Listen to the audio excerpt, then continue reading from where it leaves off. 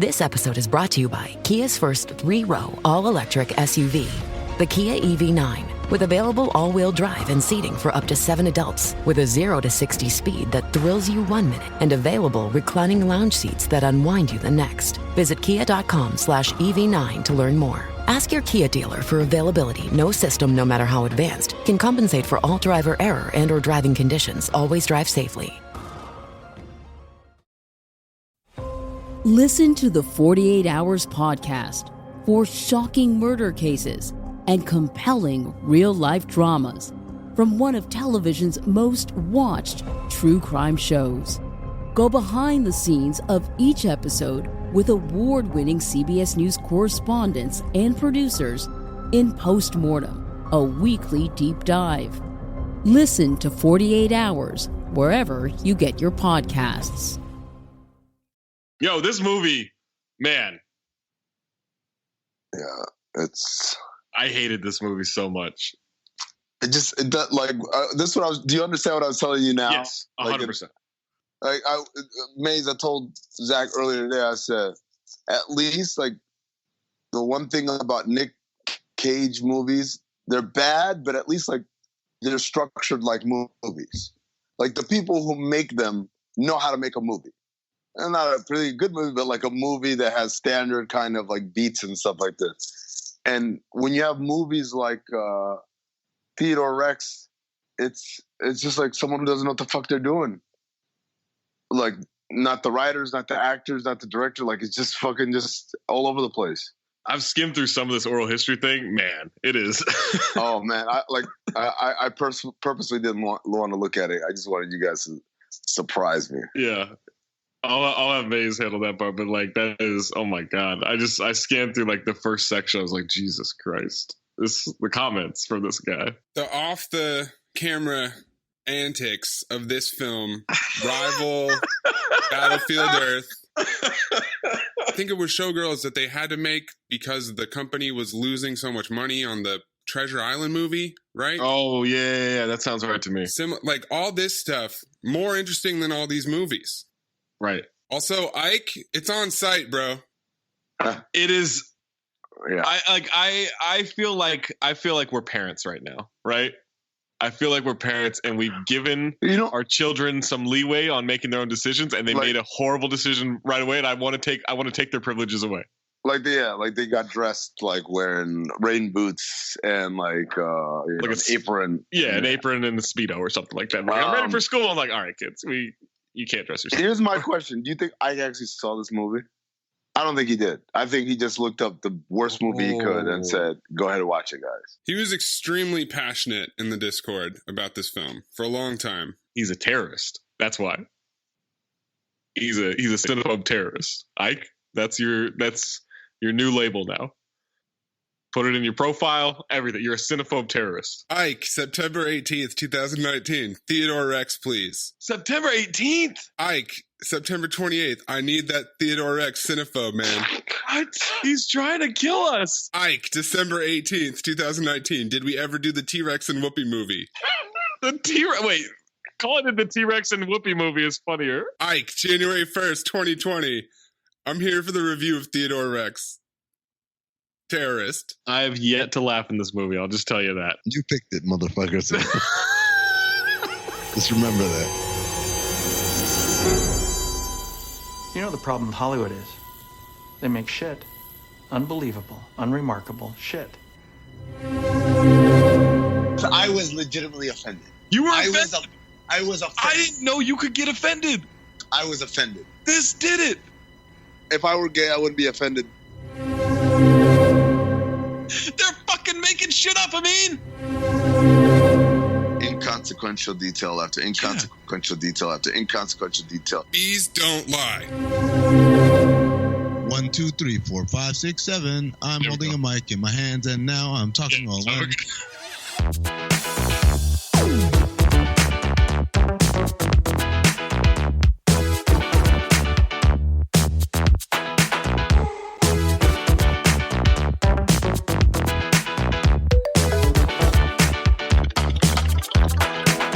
Welcome to Cinephobe, the podcast where we break down the movies that we hate. Hold on, I'm back. That we absolutely hate. Okay? I'm Zach Harper. I'm joined by Amin El-Hassan, Anthony Mays, producing the show. This week on Cinephobe, you sons of bitches, we gave the power to the Discord to suggest movies. And one of them that came out was the 1995 crime comedy. Crimedy? Is that what we're calling this? It's a crime, all right. It is a crime. It's a dinocide. Oh, boy. Theodore Rex. Now, maybe you're wondering what Theodore Rex is. Well, it stars Whoopi Goldberg, who was coming off of Sister Act 2 in 1993, Corinna in 1994, and was about to be in Boys in the Side in 1995, and Eddie in 1996. I will remind you that this movie, Theodore Rex, was 4 years after she won the Academy Award for Best Supporting Actress in a Movie. That's not how your career is supposed to go. No. It also stars Juliet Landau, who was in Ed Wood. She's the daughter of Martin Landau. Also, some guy named Armin Mueller-Stahl, who was in Eastern Promises. Of course, Richard Roundtree. Richard Roundtree plays the commissioner. You know him as Shaft. Yeah. Carol Kane does the voice work for Molly Rex. And George Newbern does the voice for Theodore Rex. He's in the Father of the Bride movies. He's also on that TV show Scandal. Who is he in Father of the Bride? He's the husband, or the guy she's marrying. Oh, the groom? Yeah, the groom. Theodore Rex was written and directed by Jonathan Batul. What Tool? Emphasis on Tool. He's also done a couple of episodes of a Freddy Krueger television show from the late 80s. No. And a movie from 1985 called My Science Project. This is the last thing he's ever credited with doing. He wrote The Last Starfighter, which he wrote The Last Starfighter. Is good. And then he wrote and directed this My Science Project movie, which just looks like a weird science clone that failed. And then, yes, ended his career. So the synopsis for Theodore Rex. In an alternate futuristic society, a tough female police detective is paired with a talking dinosaur to find the killer of dinosaurs and other prehistoric animals, leading them to a mad scientist bent on creating a new Armageddon. I will just let you guys know right now. I did not finish the movie. I tried to watch it twice. Both times I fell asleep. But the second time I actually got pretty deep into it, up until the point where he's revealing his fiendish plan, but I wasn't paying attention, so I did not understand what his fiendish plan was. Okay. Tagline for this movie. The world's toughest cop is getting a brand new partner. He's a real blast from the past. There are two other taglines for this one. The latest cop team has 4 legs, a tail, and a million years in attitude. That was on the VH cover of the UK version. And then the other one, and don't even think of calling him Barney. Oh my God. This, you know what, that's right up there with when Hellboy, the reboot, came out last year, like a week before Endgame, and they're like, "Avenge this" was their tagline. Right. Like, relax, motherfuckers. Sit your ass down. This one had a $33.5 million budget. It showed. Originally intended for a theatrical release, but it tested so poorly it went straight to video, making it for a long time the most expensive straight-to-video movie of all. It shows. Before you jump into this movie and this podcast, Theodore Rex can be found on YouTube. Don't pay for this. We almost bought physical copies. Yeah. Of which there are only 20 remaining. There are only 20 left on Amazon. So, Theodore Rex. Theodore Rex receives a 0% from critics on 5 reviews. 5. Yeah. And 19% from the audience on over 3,300 ratings. So 4 of the 5 reviews from critics did not have a synopsis or anything. It was just a score of 0 out of 5. Nice. So the one that did is Tim Brayton of Alternate Ending. So what of this Shame of New Line, the film that seemed like a no-win disaster to the star of Eddie and Made in America? It's pretty much exactly that bad. It's not really good writing at all. Yeah.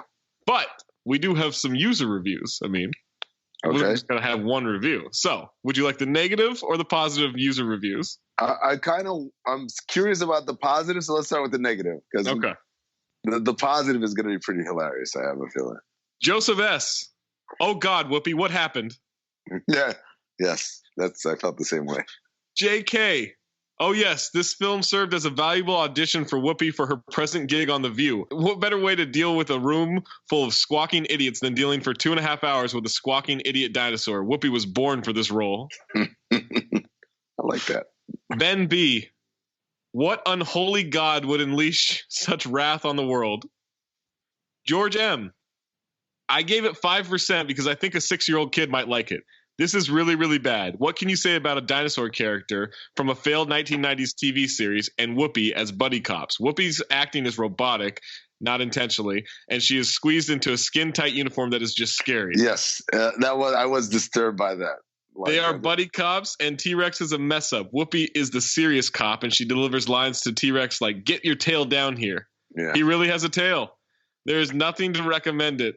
It is right up there with any of the worst movies of all time. The only thing that saves it, I seriously think a 6-year-old would like it, but this 1996 movie, since then, we've had great kids movies with fantastic animation. This looks very dated and sad. Of course, this was made by adults for adults. Now, that is funny. That's my thing. This is not appropriate for children. Sage D.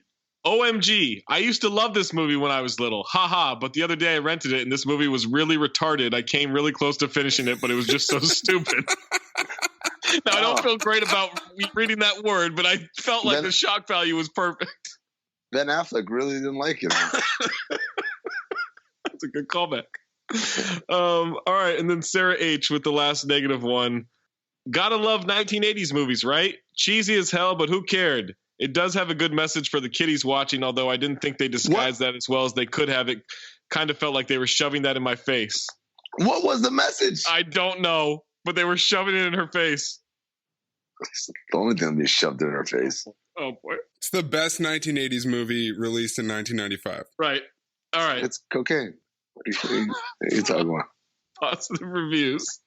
Jody B. gave it 3 out of 5 stars. Okay. I remember this as a little girl and loved it. Showed my daughter clips of it, and she is obsessed with dinosaurs. Jody B should not be allowed to procreate. Danielle B gave it 5 out of 5 stars. Many people may not like this movie, but personally, I really, really enjoyed it. It has action, comedy, suspense, and romance. It had just the right touch of silliness not to be taken too seriously, but enough of a plot to not lose you in the story. That's a bot, my friend. That's 100% a bot. This is a positive review, I guess. Last one. Matthew M gave it 5 out of 5 stars. $33 million makes for sets that I guess had a lot of budget. I mean, I felt like this film was not worth that much seeing it, and I had no idea what to expect. I just saw a dinosaur and Whoopi Goldberg together and knew it was something to see. Theodore Rex is so annoying, and he just talks to himself throughout the movie. Hitting things with his tail is the only thing he's good for. He has like no facial expression, is always being clumsy. Whoopi Goldberg has no desire, and you can tell she thinks this is a stupid movie through her acting. I mean, OMG, this is one of those movies you wonder how it's able to get off the ground. A humanoid dinosaur that likes cookies, has a pet dog, and likes another atrocious-looking dinosaur that is so bad it's laughable. I don't know. It was so painful to watch because I felt bad for the guy who had to walk in that costume. It looked so uncomfortable, and Rex could barely walk, let alone run. I have a feeling Matthew M meant to give it 1 out of 5 stars. Yeah, like that's by the way, he doesn't like cookies.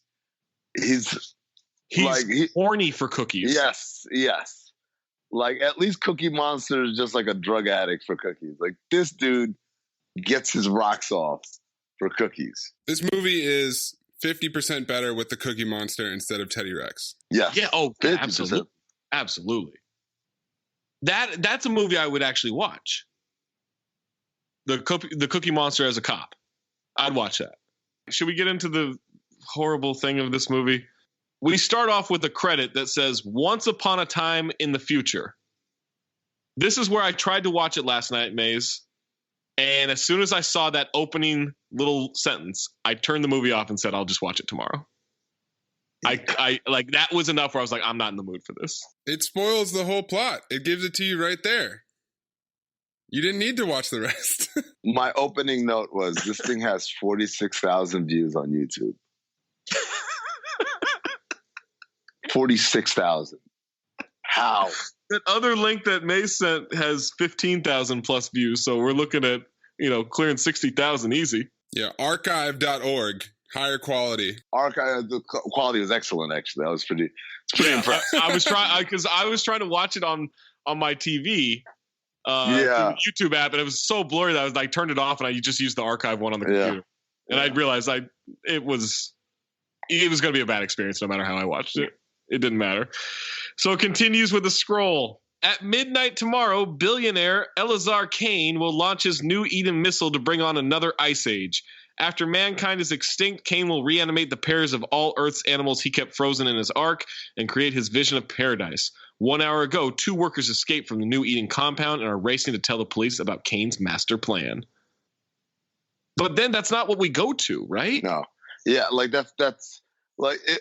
Yes, this is what I mean by people not knowing what they're doing when they're making a movie. Because you have that intro, and then the intro had nothing to do with what was happening in the movie. Yeah, we get into it's like a gray. It almost looks like the opening of a horror movie, like from like the 60s. Yes. Black and white. Yeah, black and white for no reason. I thought there was something wrong with until I went back to the YouTube version again and realized, no, it's in black and white. Right. It's just in black and white. And so there's a long-haired dude who like gives a butterfly to a dinosaur and it explodes in his face. That's not a euphemism. It legitimately explodes in his face. And then another dinosaur wakes up. We find out that's Teddy Rex. He's got like human qualities. He's got a dog. Nice apartment. Teddy calls the police. Wait, a nice apartment that's decorated like it was decorated for a child. Like toys and stuff. He showers, but when he's in the shower, his tail's sticking out. And so I said, does he not wash his tail? Is he the Woz of dinosaurs? Because if you don't know, if you don't listen to Bomb, Woz revealed that he does not scrub his calves. You know what's awful? Is yesterday, when I was washing my legs, I thought of Woz. That shouldn't be the case. Every time. Every single time I'm in the shower. When I get ready to scrub my calves, I'm like, Woz never does this. So Teddy calls the police, finds out there was a murder that he's going to go investigate. He gets ready, does lots of stuff humans do. As you mentioned, he takes a shower but doesn't wash his tail. He doesn't brush his teeth. Doesn't brush his teeth. He has shoes in a dresser drawer. Wait, hold on. Let me clarify. They didn't show him brushing his teeth. He legitimately grabs a toothbrush, looks at himself in the mirror, blows, sniffs, and says, I don't need this. Well, he's constantly, as the review mentioned, he's constantly talking to himself, which I started psychoanalyzing. Narrates everything. Yeah, I said, I think he is drenched in insecurity. Like, that's why he's talking to himself. He is drenched in insecurity, just saturated with it. There's a scene later where she says, all right, I'm going to ring this bell. And as soon as he says it, he says, all right, ring the bell. Go ahead. Everything has a fucking running commentary with it. Right. Everything. But it's not exposition. No. It's him just almost reading the script. And like it's just keep going. Okay. He looks at a Dino Detective poster and says, Dreamer. Then he's leaving his apartment. He has something called a cookie shooter. It shoots a cookie into his hands. Voice activated. His tail is always in the way, knocking stuff. I said he moves around like Medea. He has a tail compartment for his golf cart / car. His car is like a Hollywood tour, like a Hollywood Boulevard tour bus. Right. You know, like not the ones where like the double deckers, but the ones where it's kind of got like the seats are back to back. Hard to explain, but if you've it's almost like those vans that they take the roofs off of, right? Yes. With the plastic seats. The city kind of looks CGI'd as they go through it. There's a billboard that says the future is now, and the entire city is dinosaur themed. It really looks like Joel Silver's Batman. That's a good call. Is this where the budget went? Yeah, Batman and Robin. Very neon colors. And very kind of everything is kind of, I don't know. It makes me so angry thinking about this. Whoopi Goldberg is on a rooftop somewhere. They're talking about some kind of technological thing. I don't know. And then they harpoon and zip line down to a truck. So I think what they're talking about here, which is never really totally explained throughout the length of the movie. Nothing's explained. I think Whoopi Goldberg is a robot. She is a robot. That does get explained later. They make kind of weird jokes about her being programming or something like that. And you're like, what? Apparently she's a robot. Someone on rollerblades gets gunned down. Whoopi and her partner jump on a truck and they crash through it. There's a shootout in the back of the truck. Whoopi falls out and attached to a table, shoots herself free. The truck drives towards a sign that literally just says danger with arrows pointing somewhere. Crashes into some water barrels. Whoopi and her partner argue about who had the front and who had the back of the truck. The truck explodes. Bad guys get away. The rollerblader who had been captured is lying dead on the ground. They scan him to figure out who he is, and he doesn't exist. He's a John Doe. This is an Academy Award winner, guys. Like, not future. At the time, current. This is what Whoopi was doing. It angers me. It's a little different, but I'm more offended by this than I am about the Made in America publicity stunt where Ted Danson's in blackface. It's a baffling role. I've never seen Whoopi try to be an action star or attractive in a movie ever. Ever again, ever before. Yeah, and it's just like, you can tell, like the other review said, she's going through the motions. Right, and there's a lot more that we'll talk about in terms of that later. So now we've got a dead dinosaur. Teddy is investigating it, sort of. He tries to explain that all dinos feel for each other. One of the truck thug guys brings a necklace to the long-haired guy, explains that the cops have the body of the guy that they stole it from.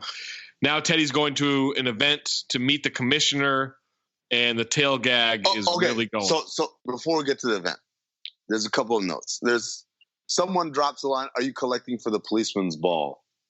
Which was just a very lame thing. There's a dude, one of the henchmen, the guy with the monocle. Yeah. I said, characters that have stupid ass voices make me infinitely less likely to want to watch a movie.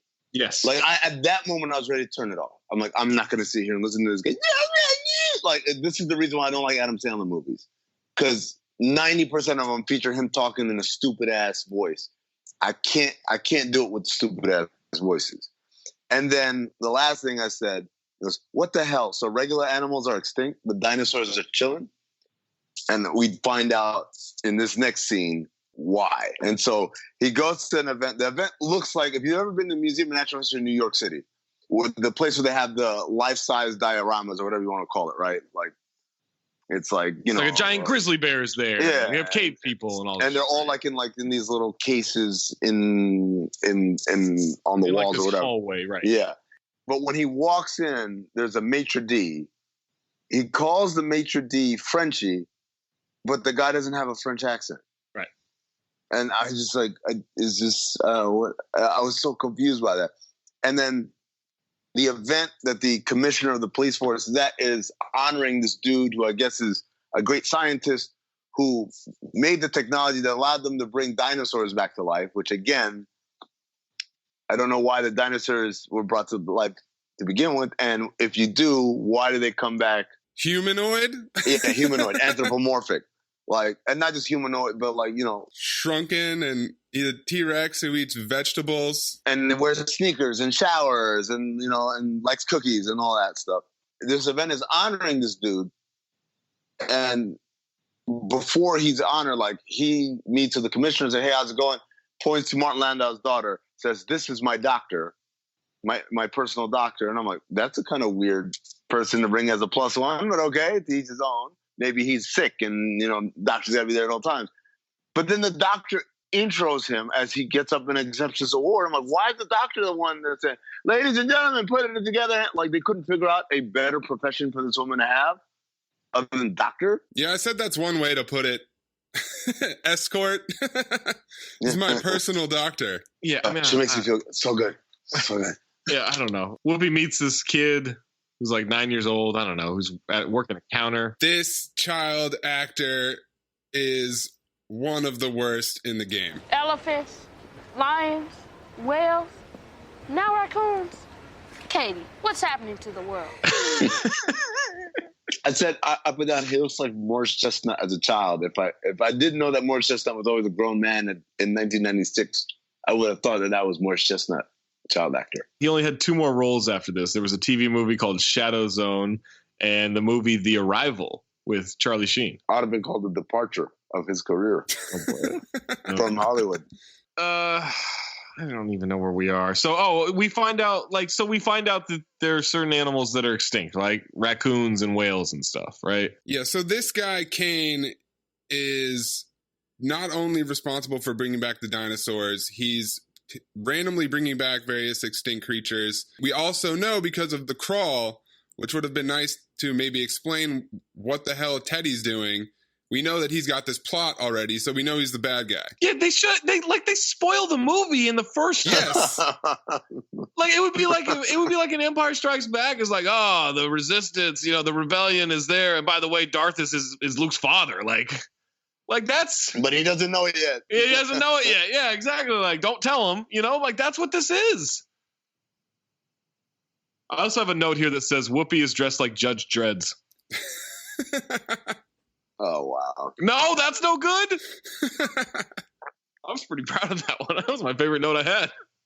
Okay, the kid wants to meet up tomorrow. She says she'll try. Richard Roundtree is here. He's the commissioner. I just wrote, I hope the check cleared. Oh, he's hard up. He needs money.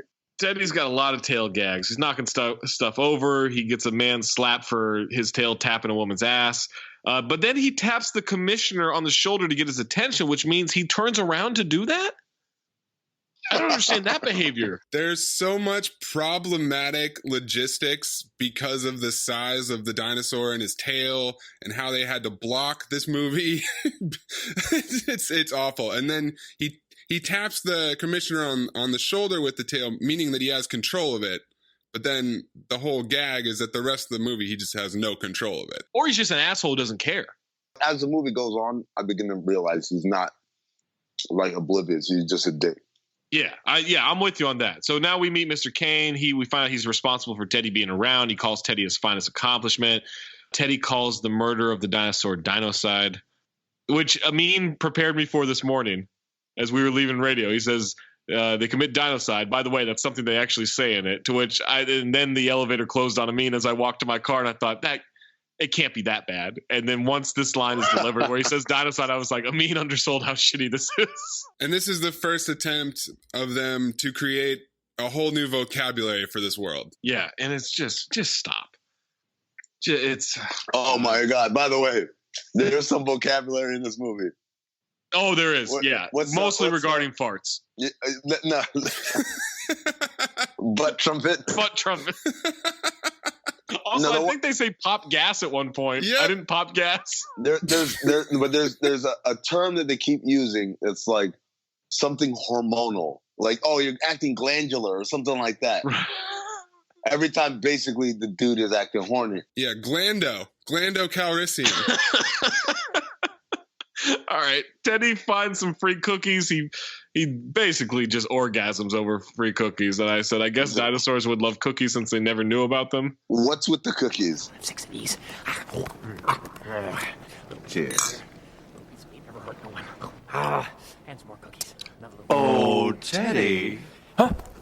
So blonde Tim Robbins convinces the commissioner to make Teddy a detective. I thought it was Tim Robbins, to be honest. I was like, is it? But they're giving him a partner, Katie Coltrane, and then blonde Tim Robbins and the commissioner harmonize. Oh, Teddy! That's right. That's what it is. That's what it is. All right. So they decide that they're going to make him the first dino detective as a publicity stunt. He celebrates.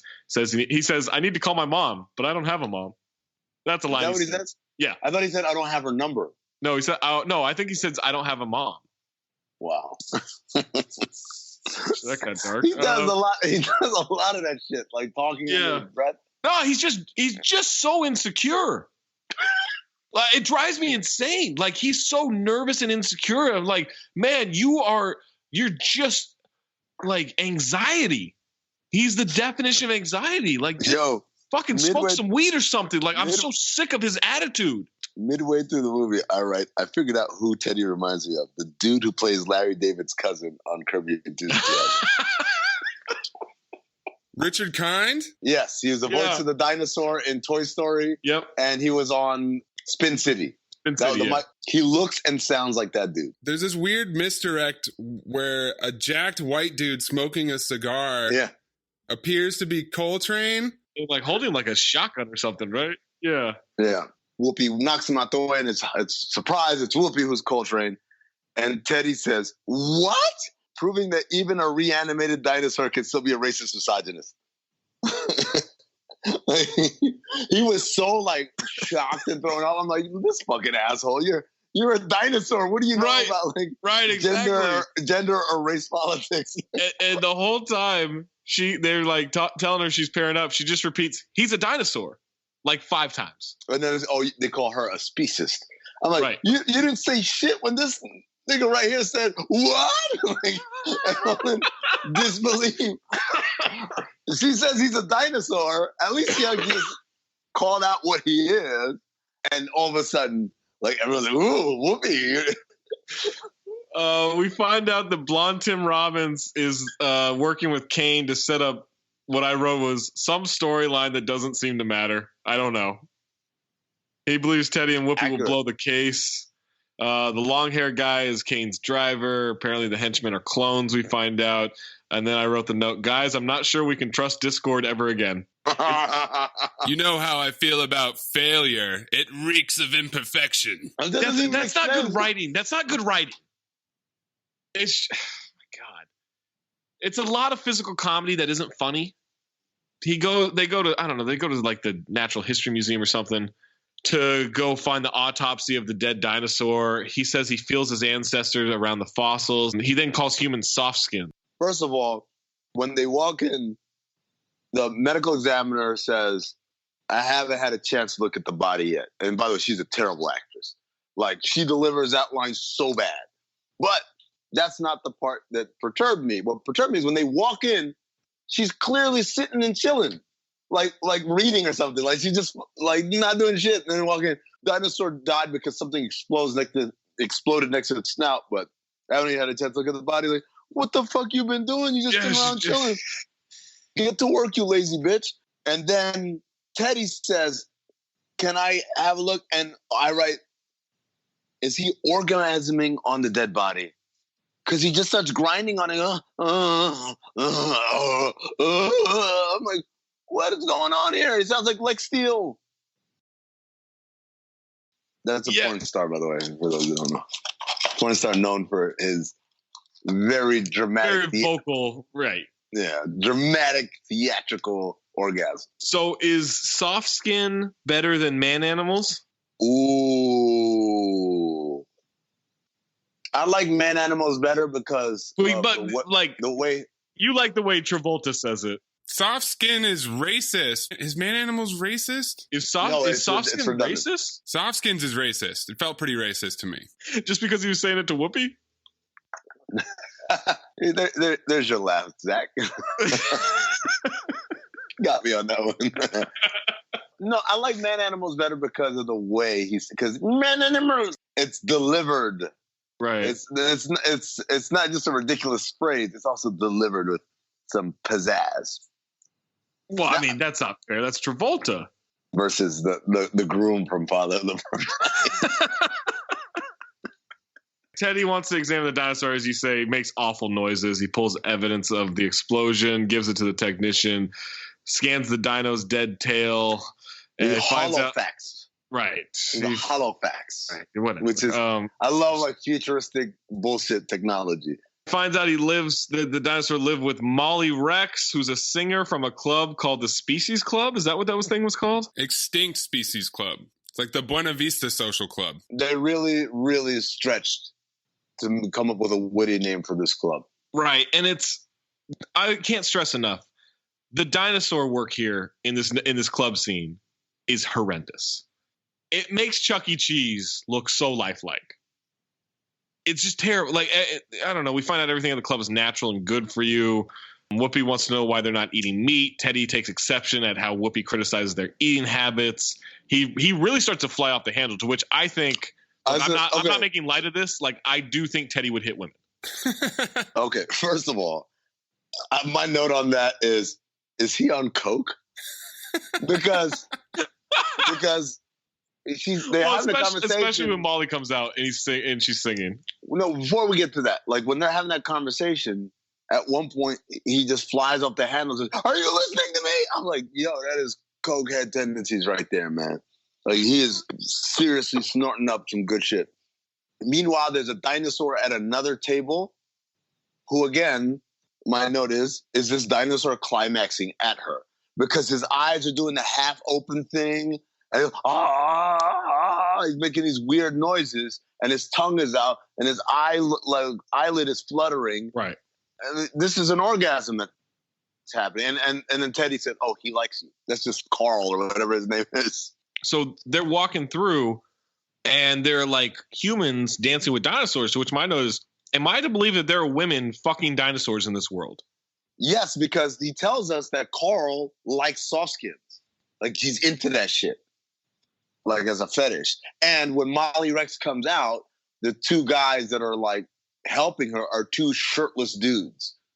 It kind of reminded me a little bit of, this is funny. I love when I'm watching a really terrible movie and somehow, some way it reminds me of something legitimate. It reminded me of the club in True Blood, Fantasia, remember? I've never seen True Blood. I've seen one episode. Yeah, I know what you're talking about. Yeah. I've seen 10 minutes of one episode. It creeped me out and I couldn't watch it. It was like some virgin vampire had sex, but then I found out like every time she had sex, like her hymen broke. I was like, all right, I don't want to watch this. Yeah. But yeah, Maze, you know what I'm talking about. Remember like Fantasia, there were like humans that worked there. So the idea of True Blood, if you haven't watched it, is that it's a world where vampires have come out the closet and it's just regular vampires everywhere. But for the most part, there's like a general acceptance that they won't feed on people without their consent.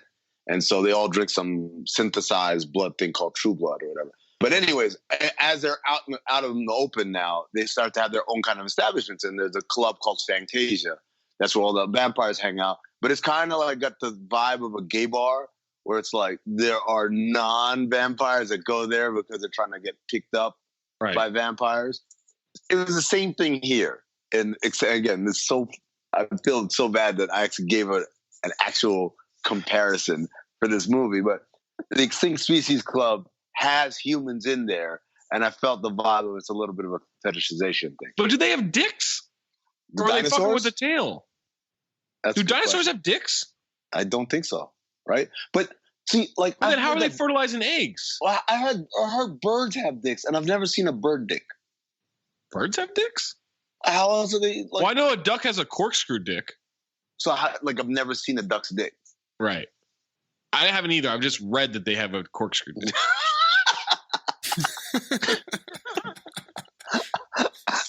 Yo, you sounded so defensive. I read that. I certainly haven't done things with a duck in exchange for my rent getting paid. All right. Molly comes out to perform. I wrote, I hate this movie so much. We're only a third of the way through it. But then I wrote, Maze, you got to cut in the noises that, alluded to this. The noises he makes when Molly is singing. And I wrote, it sounds like he dino-jaculated. No angel. I'll take your blues. Stop down your troubles. Rock you with the steady bow. Here's your collection of my affection. Your man is in the hole. Ugly Dinosaur hits on Whoopi and she makes fun of him. Was this her like riffing in this movie? The Ugly Dinosaur, by the way. To say Ugly Dinosaur, did any of them look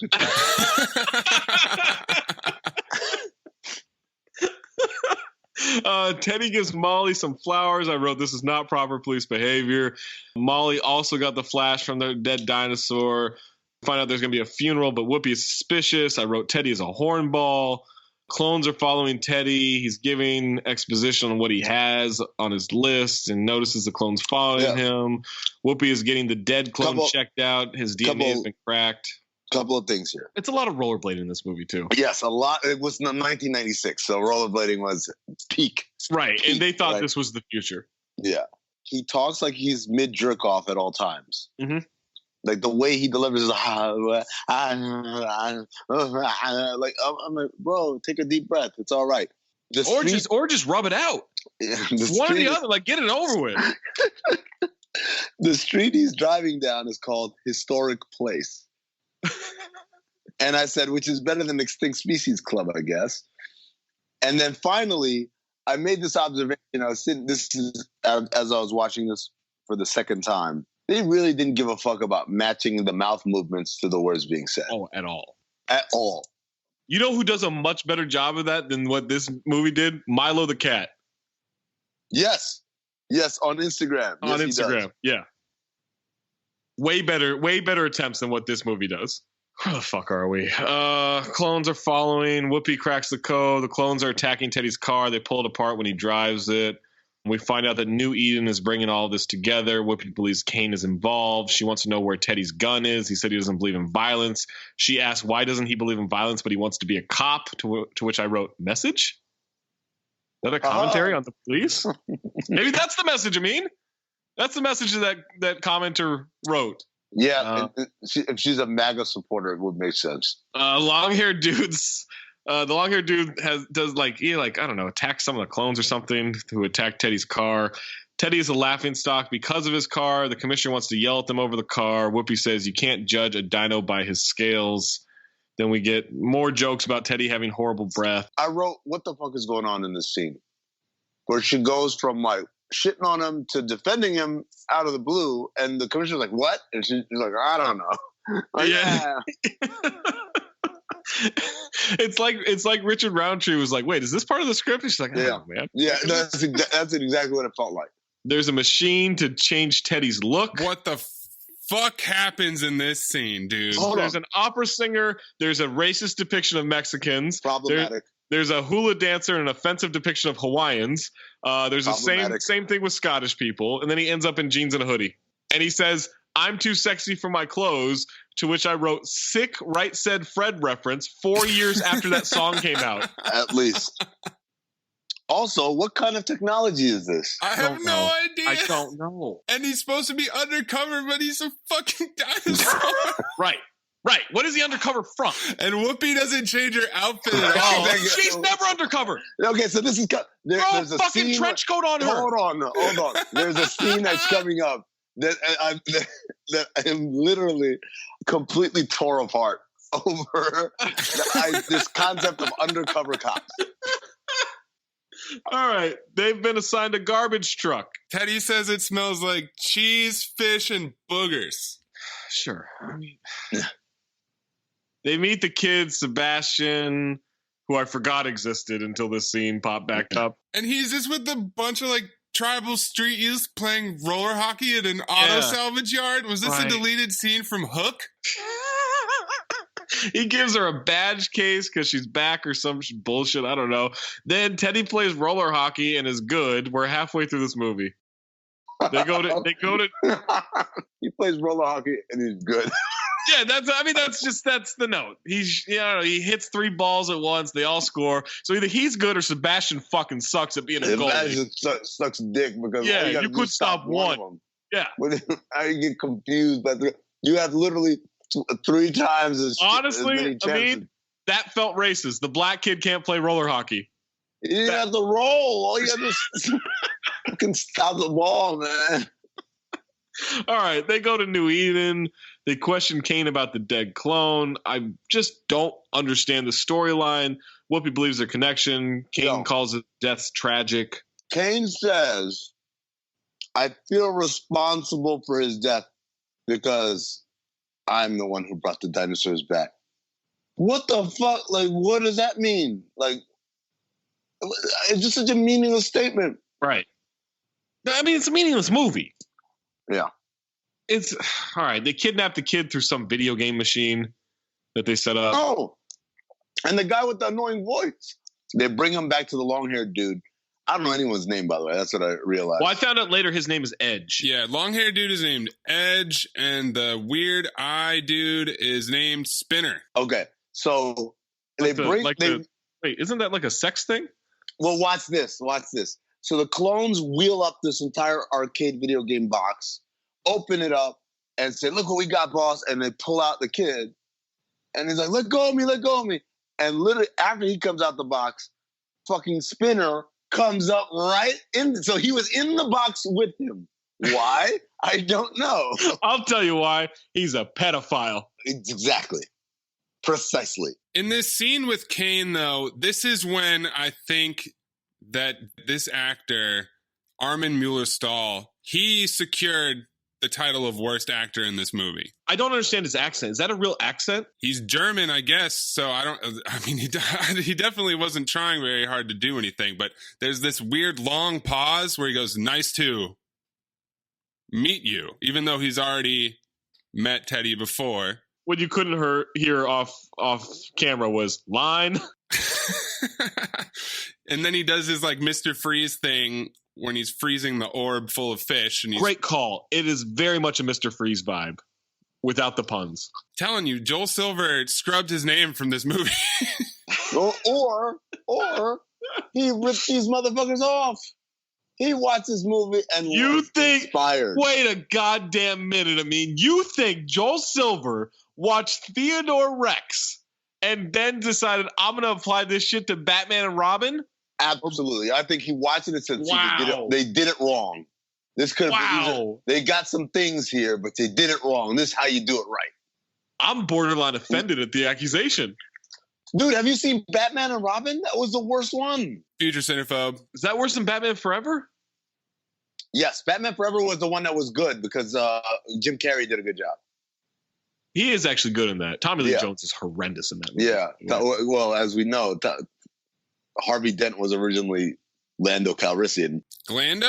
Yeah, man. Like Billy D. Williams was Harvey Dent. And then when Joel Schumacher took over, he's like, a black Harvey Dent? that was the end of that. We're at the dino funeral now. We find out that the dinosaurs get liquefied to fertilize the flowers so guests can take them home. Kane says he'll find the murderer of Oliver, who's the dead dinosaur. And then he, can't pronounce the word children. My children. My children. I am to blame for Oliver's murder. Because it was I who brought dinosaurs back to life. But I give you my solemn oath, we'll find who is responsible for this.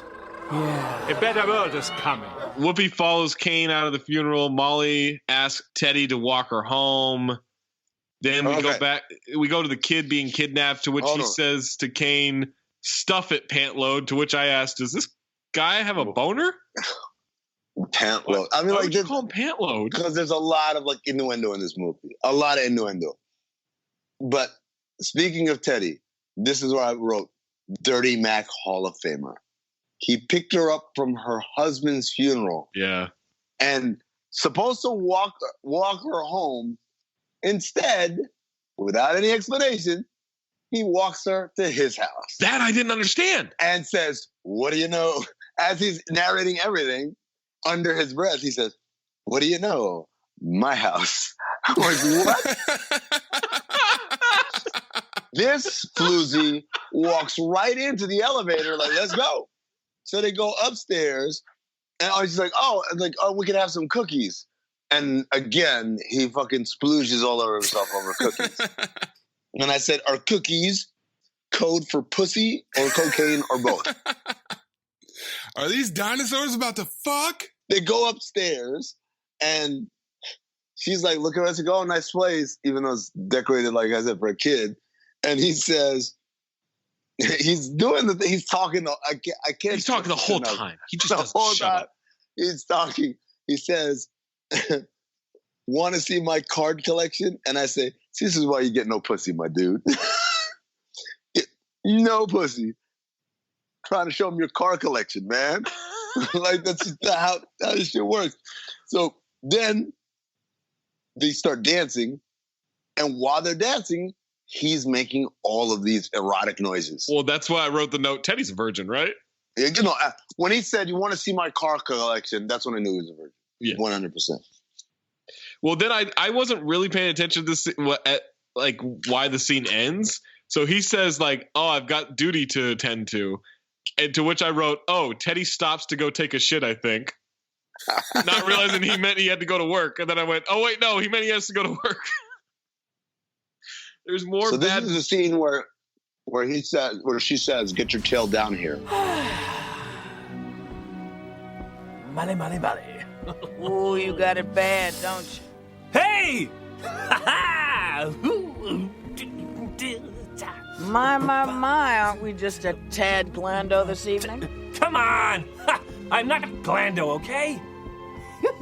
Oh, I see you dancing out in the street under the stars and flinging your tail around like you're a free guy. Oh, Katie, you act like only humans fall in love. I can't understand you. Why do you keep your feelings all bottled up inside, huh? Huh? You know what you are? You are the classic Ankylosaurus type. That's right. Tough exterior, but soft and gushy on the inside. Get into the truck, Teddy. They want us at headquarters. It sure looked like you cared for Sebastian back there. Am I right or wrong? Right? Wrong? Right. Do me a favor. Don't tip, don't twirl, don't swirl. Just walk. Like a man. Well, do your best. Get in the truck. He really is on coke. Now that I think about it, all the hallmarks of a cokehead. Like the incessant talking and jitteriness and then like flying off the handle for no reason. Who's more unstable? Is it Teddy or is it Elizabeth Berkley, Naomi from Showgirls? Teddy. Wow. Teddy, man. Wow. Teddy. Really? Because here's the thing. Elizabeth Berkley comes across as very passionate. I'm just saying in the day in Naomi in her day-to-day is a passionate. No, like passionate. Let me put it this way. I'm passionate in this sense, right? She's very like manic, right? Like, oh, I'm happy. Oh, like she's always riding that like the edge of emotion. The very far reaches. She's in the red on all of her emotions. Right. This dude is like, oh, I'm like a little nervous. I don't have no self-esteem. Why aren't you listening to me? Like, what? Yeah, he does go 0 to 60. He goes from like a little bitch ass to like really fucking aggressive, which is why when you said, I'm positive he hits women, yeah, I could see that. All right, there's a lot of bad breath jokes. Technician is reconfigured, the butterfly explosive. We kind of figure out or find out Whoopi's a cyborg. There are more tail jokes. There's a lot of like, oh, this stinks in here, to which that's when we get the line, look, I didn't butt trumpet. Yeah, like as they walk. So first of all, outside of this place, it's that's a dead storage. A dead storage. So apparently because dinosaurs have been brought back, people begin to believe, well, damn, the science to bring people back to life can't be that far behind. Don't ask me how like that logic works, but this is what the people in this movie believe. So people start storing their dead people. Right. Like when your loved ones die, you send them to, it's almost like a public storage, cold storage, or whatever. So it's freezing in there or whatever. And at first, when they walk in, I thought I heard a noise that sounded like a fart. But I'm like, nah, man, that was probably something else. And then she says, oh, what did that smell? And he says, what? It's not me, it's this stuff. And I'm like, maybe he's right. Like, oh, there's something. I'm thinking like there's something nefarious about this dead storage. And it turns out Nope, he's actually farting the whole time. He's just farting the whole time, and every time denying it using a different euphemism for fart. Butt trumpet, pop gas, like he just keeps doing it. I don't know who this is supposed to be funny for. I guess like 4-year-olds. No, but this can't be a kids movie, right? Absolutely not. Absolutely not. It's over the top. All right, there's a creature in a bag at the desk of the dead storage, which I wrote, is this just a Beetlejuice knockoff? I don't know. They're looking for the toy maker. He says, I'm the guy from the bag. Some fuzzy caterpillar thing turns into a butterfly, leads them to something. Now the clone henchmen are in Teddy's place. They steal Molly, who was taking a bath, to which then we get another line in Teddy's place. In Teddy's place, yes. She never left. She just sat there and decided to take a bath. He found a way to lock her in. Theory. They fucked. All right. Like that theory? No, I mean, no, I don't think he fucks. I think he might have. I think he has the makings of a cuckold. Okay, let me. Yes, he does. But let me present to you this fully fleshed out theory. They fuck. He comes super quick, goes downstairs. That's why he's on cloud 9. because he's refractory. Yes. Oh. And she's taking a bath because she got to clean up because that's like scary movie nut. Like he's lots of built up. Never. That's millions of years worth. Yeah. Pent up. That's a tagline. All right, now we get another "this stinks," and he says, "I didn't pop gas." The toy maker is the Rain bad guy from Big Trouble in Little China. He was also in The Golden Child. He calls Whoopi a BioWare, so that's apparently the name for what she is. But then he calls Teddy a dragon. He's clearly wrong, so maybe he's wrong. He's up to date on some things and not so much in others. They come to him. He is apparently a black market arms dealer. In Techno Kills circles, he's known as the toy maker. Techno Kills. They come to confront him on it. Now, mind you, Whoopi Goldberg is wearing the same thing she's worn the entire movie, which is her awkward skin tight police. I will once again say Judge Dredd's. With a badge, right? It's not just like, she's dressed in black, whatever, with some military, or with some paramilitary equipment on her belt and stuff. No, there's also a badge there. She references the badge at one point when they're talking about, like, her being a cyborg. Can't believe you would do that in the elevator. I didn't pop gas. Katie, I have an idea. I'll play a tough guy, from the old movies. Yeah, what about it? Check it out. Watch this. Is anybody home, sweetheart? I believe this is our host. Watch my attitude here. A BioWare. And a dragon. That's Tyrannosaurus Rex, girly boy. Welcome. Have some tea. Are you the toy maker? I've been called many things. What is this, Kung Fu? I don't want to play games with you. We're here because... We need a gun. What? Headquarters doesn't supply you with weapons? Yeah, they'll give us weapons, but they're too bleeping small. We got a problem with that. What are you doing? I'm here to buy a gun, okay? You don't need to buy a gun. Katie, I'm undercover here. What? Work with me. I don't understand. First of all, the guy just said you guys are cops. Right. The little butterfly thing said you were cops before I introduced you. And she's wearing a fucking uniform. She is with you and she's wearing a goddamn uniform. How can you be undercover now? Well, to which I'll add that there are some terrible impressions that, like, Teddy's like changing his voice constantly, and then Whoopi at one point says to the toy maker, who by the way is Asian, "What is this, Kung Fu?" That's racist. The impressions he goes through Arnold, Stallone, Jack Nicholson, because he talks all the fucking time nonsensically. He's just saying random things in these different people's voices. And they're ignoring him, by the way. Everyone's not paying attention to him because they figure he's just a little coked out spaz doing coked out spaz stuff. But so throughout the worst charade of being undercover, at the end of it, the toy maker's like, all right, fine. He's like, I need a really big gun because I'm a big guy. And so toy maker's like, all right, pulls out like a comically oversized large gun. And then Teddy says, aha, the toy maker, you're under arrest. I'm like, what are you doing?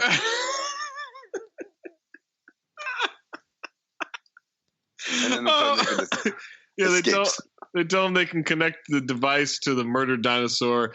He then drops a beetle bomb and escapes, or does he? Because after the explosion, he's still there, and Teddy knocks him out with his tail. And then they're interrogating him. Oh my god! And Teddy tries to like hurt him with his breath. She punches him. He smiles when that happens. By the way, right. He smiles. Teddy then sits on him and butt trumpets. Then he threatens to eat the toy maker, who then says that Edge bought the butterfly and he works for Kane. How is this interrogation? Was my question.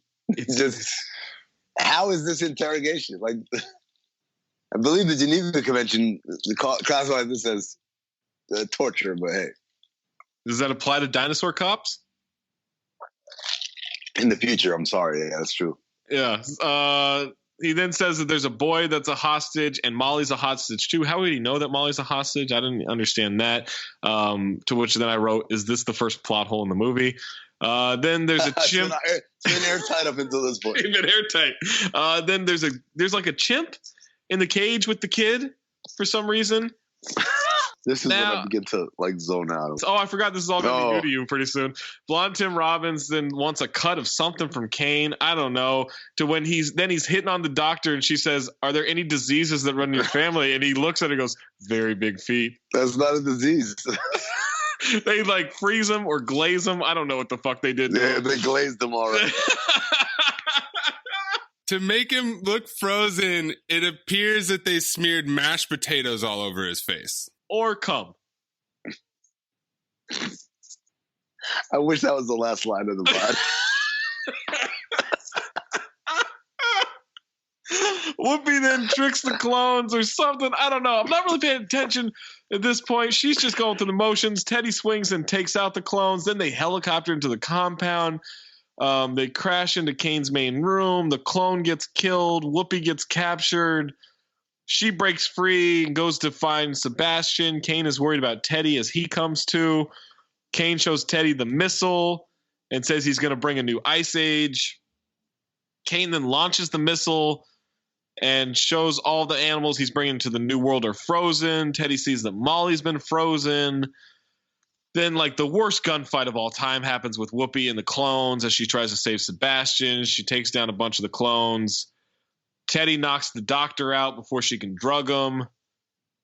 Now she's frozen, I guess. I don't know. Sebastian gets saved by Whoopi. He brings the chimp. The tail accidentally frees Molly. Yeah, he tail whips the doctor into the freezing chamber, and then he's trying to hit the number pad to get Molly out, but then he just turns around and accidentally hits it with his tail, and it opens. To which the keypad says, ouch. I don't know if you picked up on that, but the keypad says, ouch. No way. I swear to no Christ, way. I swear to God. Go watch it again. The whole movie. No, or go watch it, you mean? Right. Ed shoots up Whoopi and she short circuits. Whoopi then says to Teddy to use his brain to fix things. She calls him her partner. Teddy captures Kane as Edge drives into a wall and the car explodes, so I guess he's dead. He then pushes the button on the remote and the missile blows up in space. They're honoring Teddy in a very Star Wars-esque way.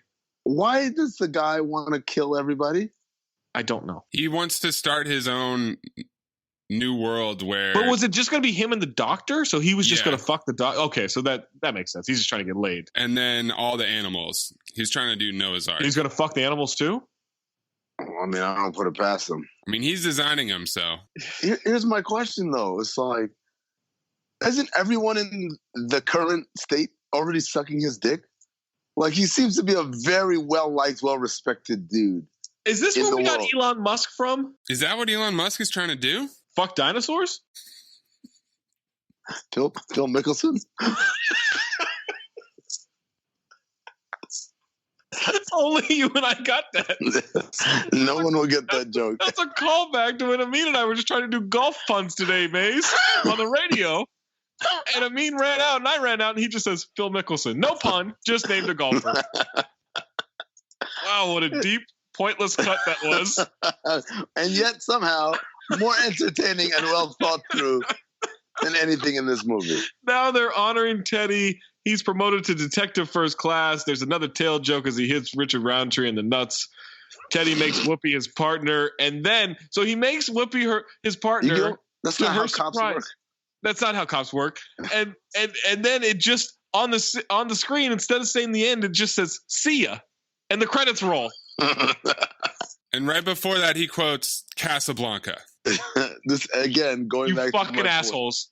Like, going to my point, there are bad movies, and then there are movies made by people who don't know what the fuck they're doing.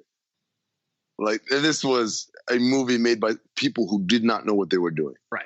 All right. And a studio greenlit this. Jesus Christ. You want some trivia on this thing? Oh yeah, give me. Since we clearly don't have a totally medley. No. Whoopi Goldberg made a verbal agreement to star in this movie in 1993. She then tried to back out of it, to which producer Richard Gilbert Abramson sued her for $20 million. No fucking way. The suit was settled very quickly when Whoopi agreed to star for $7 million, which was $2 million more than the original agreement. Atta girl. There's a little Stugatz in everybody. Oh my God. And Stugatz is so strong to her. Crew members apparently left constantly during production. Whoopi once said that on her final day of shooting, 99% of the crew was different from the first day. Everybody wanted out. Whoopi Goldberg wanted to leave the film during production. Most of the actors signed on thinking the dinosaur would be computer enhanced. Oh, boy. This is the first and only direct-to-video film to be nominated for a Razzie. Wow, really? And then Jonathan Batul retired from directing after this film because he said the studio didn't market it correctly. He should have retired from life. I checked. He's alive. He's 71 years old. Shit. How did this get made? Did this movie? Yeah. So Maze dropped us a link to an oral history of this movie that was put together by Paul Scheer of How Did This Get Made, and I believe somebody else. What are the highlights from this oral history that you found, Maze? All right, so there's a lot of quotes. So let's start with this settlement, this lawsuit, okay? So she agreed to make it, and this guy sued her, and the linchpin evidence was that he had an accidental recording of Whoopi agreeing to the project on an answering machine. Oh, my God. Where she said that she would do it. Is that legal? That was questioned, but it turned out to be. He won in court, and then they settled. She said, "Don't ask me why I did it. I didn't want to."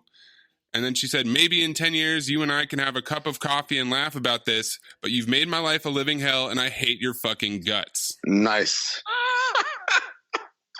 It's the most expensive straight-to-video film ever. It was supposed to come out 4 days after she hosted the Academy Awards, but went straight to video.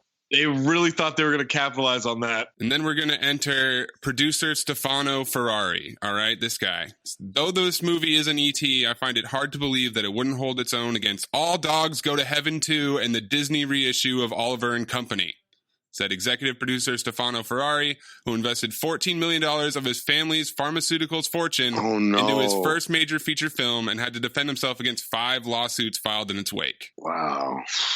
So this guy's paying all the bills. He's a 35-year-old son of a Italian pharmaceutical magnate.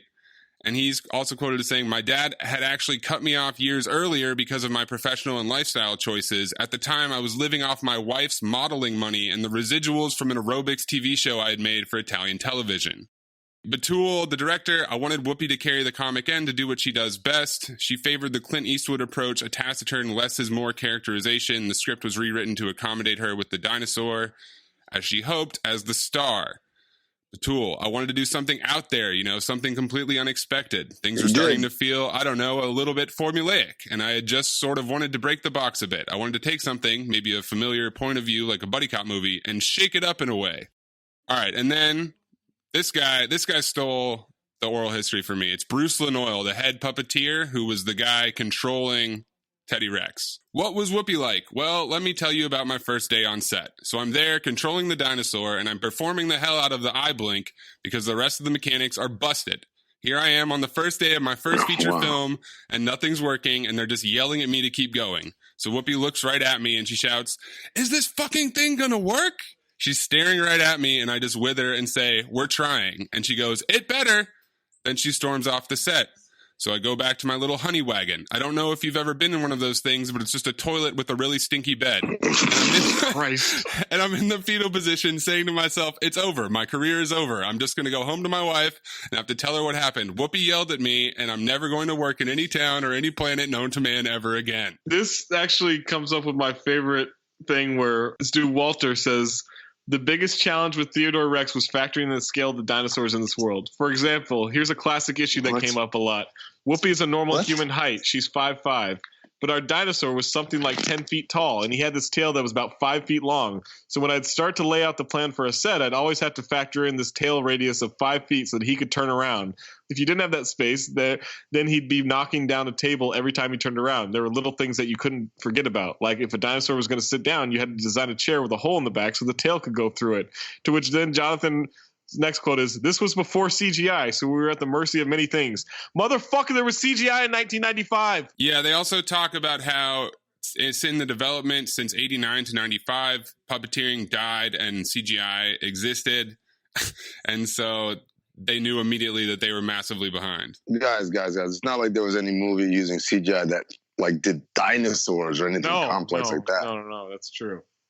that was, Jurassic World doesn't come out for another 15 years, I think. Exactly, yeah. Yeah. So Lanoil, again, believe it or not, sometimes I still get like $1.27 for royalties on this movie. But then sometimes the royalty statement is negative, and I feel like someone's going to come to my house and take money away. Wait, how does it get negative? How can you get a negative royalty? Is it every time you watch it on archive.org? Did we just cost this motherfucker money? I hope so. Deserves. You owe me money. Bruce Lanoil, again, it was just a cop buddy movie, right? Everyone understood the genre. But in this case, you had to ask, why? Why are they talking? Why are they dressed as humans? Why are they dying? Why are they not fighting back? Why doesn't he eat meat? Why does he want to live in an apartment? I mean, so many whys. Why does he wear a ring? Why is he driving in a car? And why is he with Whoopi Goldberg? And nobody could figure any of that out, and nobody has sense. Shout out to Bruce, man. Yes, Zach. He wears a ring and then he gives it to Molly. I missed that. When she was, right before he fucked her. Bruce's last comment. Whoopi looked fantastic, though. She was in the best shape of her life. She was wearing this tight black stuff, and she was sexy, man. She was absolutely just glowing. And also pissed, of course. That's very uncomfortable. Stefano has my favorite line. 2 dramatic events happened during this time of my life. One was T-Rex not coming out. The other was my dad passing at 58. Yeah, so then Stefano had to go back to the pharmaceutical industry, and he took over the family business, and he says he's doing well. This was just his weird little sabbatical in Hollywood. All right. It was a happy ending. Wait, is he doing pharmaceuticals, or is he doing well in pharmaceuticals? The company is making money. He hasn't killed himself. Okay, like that's a win. Yeah, I mean, maybe he's got the Keith Richards gene. All right. So, guys, Phobe or File? I mean, like we talked about in the chat, man. Congratulations, Ike. We will never take another Discord suggestion again. It's gonna. We're just gonna have to have some rules. No, there are no rules. No, we've got to have some strict guidelines. No. What qualifies as a movie? Here's a guideline: no more Discord suggestions. No more user suggestions. Well, you can suggest movies all you want. We're not going to listen to them. Well, we might add them to the list, Maze, right? There's a list. I look at it sometimes. So, that was a phobe? Yeah, and by the way, Maze loses his pick. So next week I get the pick. Wow, I don't know if that's the case. Yes. Maze? Because Maze made it seem like we had to do this. You said you wanted to do this. You said out of the list that this is the one you wanted to do. No. Don't you flip this on me. About the idea of that we have to pick a Discord pick. We have to have a week where the fans get to pick the movie and that doesn't count towards anybody's tally. That's your idea. That was you said that. You opened that door, so that's why this is your pick now. I don't know. I don't know if I agree with that. Amin always comes out of nowhere just telling people they can't make picks. He did this to you 2 weeks ago. Yeah, Amin's trying to take away picks like he's fucking Rob Manfred. Like, what are you doing? No, this is like 100 times worse than the Astros. that I had to watch that shit, man. Come on. All right, Maze, Phobe or File. Hold on, just receipts here. Amin El-Hassan. Theodore Rex has all the makings of a classic. That was after you said we had to take a Discord pick. Phobe. All right, I want to try to be fair here. No, you don't. Zach, just so you know, you filed the last 4 movies in a row, all right? You need to slow down. Did I? Wait, what were the last 4 movies? Battlefield Earth, file. Stand by it. Fred Claus, file. Stand Six by Underground, file. Gigli, file. Stand by it. I want to really break this down because there are some moments that are worth seeing. No, there aren't. There are some moments that are entertaining. Like we all laughed at Butt Trumpet, right? No, we're all laughing at how versionistic and coked out this guy is. Like there are moments in this where we're gaining entertainment from it, right? We didn't have to pay for it. That was good. Although I'm a little bummed out we don't own one of the 20 copies in the world. I mean, look, I know you're just gonna think I'm trying to be difficult here, but don't you dare! Don't you dare! Look, I have to judge. I have to judge these things on whether or not I think people should see this movie, right? At least once, or whether if it was on TV for some reason, I would flip it on and see. It's never gonna be on TV. Let me just help you out right there. All right, not even I can do this. It's a phobe. It's a phobe. I really wanted to. I worried my credibility would be knocked down.